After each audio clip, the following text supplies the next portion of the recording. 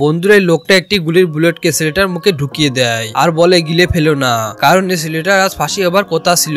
কিন্তু সে যদি বুলেটটাকে না গিলে আটকে রাখতে পারে তাহলে সামান্য বাতাসে তাকে বাঁচিয়ে দিতে পারে।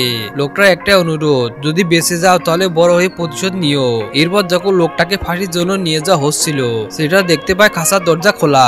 তবে সে পালিয়ে যাওয়ার বদলে ছুটে যায় ফাঁসি দেওয়া লোকটির দিকে আর তাকে ঘোড়া থেকে নামিয়ে এনে তারই ছুরি দিয়ে এক গভীর ক্ষত করে দেয়, যেটা এমন এক দাগ ছিল যা সারা জীবন থাকবে এবং ভবিষ্যতে যখন তার সাথে দেখা হবে সে যেন চিনতে পারে।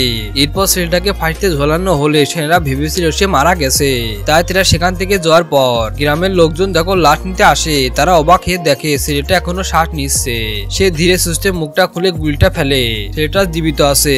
20 বছর পর দেখা যায় ছেলেটা এখন শক্তিশালী একজন পুরুষ যে খুঁজে বেড়াচ্ছে ওই লোকটাকে যার মুখে আজও সেই দাগ রয়েছে। অবশেষে যেদিন সে তাকে খুঁজে পায় তার সেই দাগ আজও স্পষ্ট। সেই লোকটাকে ধরে নিয়ে ঠিক সেই জায়গায় আসে যেখানে একদিন তাকে ফাঁসিতে ঝোলানো হয়েছিল।